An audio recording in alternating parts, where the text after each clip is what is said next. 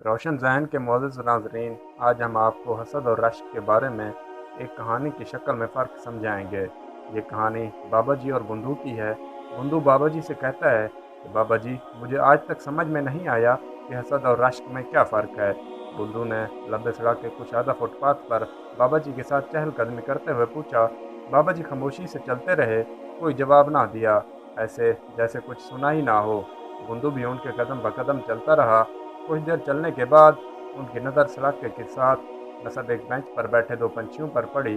دونوں کسی یورپی ملک کے باشندے محسوس ہوتے تھے۔ بابا جی کی نظریں گورے پنچھیوں کی بجائے بندو کے چہرے پر پڑی تھیں۔ وہ دیکھنا چاہتے تھے کہ بندو کے جذبات و احساسات کیا ہیں۔ کچھ سمجھ لینے کے باوجود بابا جی خاموش رہے۔ ایسا لگا جیسے انہوں نے دماغ کے کرتاس پر چپکے سے کچھ نوٹ کر لیا ہے۔ بابا جی اور بندو بدستور چلتے رہے۔ منظر کے قریب پہنچنے سے پہلے دونوں کی نظر ایک اور طرح کی جوڑی پر پڑی۔ لڑکا سیاہ رنگت والا ہندوستانی یا سیلون کے جزائر کا باشندہ، اور لڑکی گویا کے فلپائن کی کوئی حسینہ۔ دونوں بے تکلف آپس میں انگریزی میں گفتگو کر رہے تھے۔ اس جوڑی کو کراس کرنے کے بعد کچھ فاصلے پر جا کر بابا جی کے پیروں میں اچانک بریک لگ گئے۔ انہوں نے بندو کے شانوں پر ہاتھ رکھ کر پوچھا، بندو، ایک بات بتاؤ اور وعدہ کرو کہ کچھ نہ چھپاؤ گے۔ بندو نے اس بات میں سر ہلایا۔ جب ہم ایک یورپین جوڑے کی طرف سے گزر رہے تھے جو لبے سڑک ایک بینچ پر بیٹھا تھا، تو تمہارے دل میں کیا خیال آیا تھا؟ بابا جی نے بندو کی آنکھوں میں آنکھیں ڈال کر پوچھا۔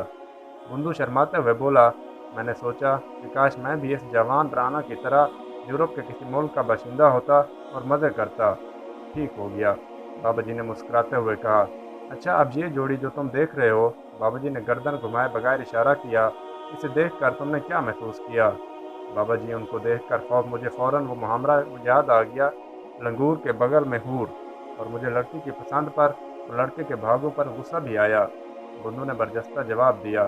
بس بیٹا بندو، حسد اور رشک کے بارے میں جو سوال کچھ دیر پہلے تم نے پوچھا تھا، اس کا جواب تمہیں مل گیا ہے۔ پہلی جوڑی کو دیکھ کر جو جذبات تمہارے اندر پیدا ہوئے، ان کو رشک کہتے ہیں۔ دوسری جوڑی کو دیکھ کر جو منفی جذبات تمہارے اندر ابھرے، ان کو حسد کہتے ہیں۔ بابا جی نے گفتگو کا سلسلہ جاری رکھتے ہوئے کہا، کسی کے پاس مالک کی عطا اور کوئی نعمت دیکھ کر آدمی کے دل میں تمنا پیدا ہو کہ اسے بھی ویسی ہی نعمت مل جائے، اسے رشک کہا کرتے ہیں۔ اور کسی کے پاس کوئی نعمت دیکھ کر آدمی تمنا کرے کہ اس سے وہ نعمت چھن جائے، تو اسے حسد کہتے ہیں۔ اب بندو اور بابا جی دونوں چل پڑے۔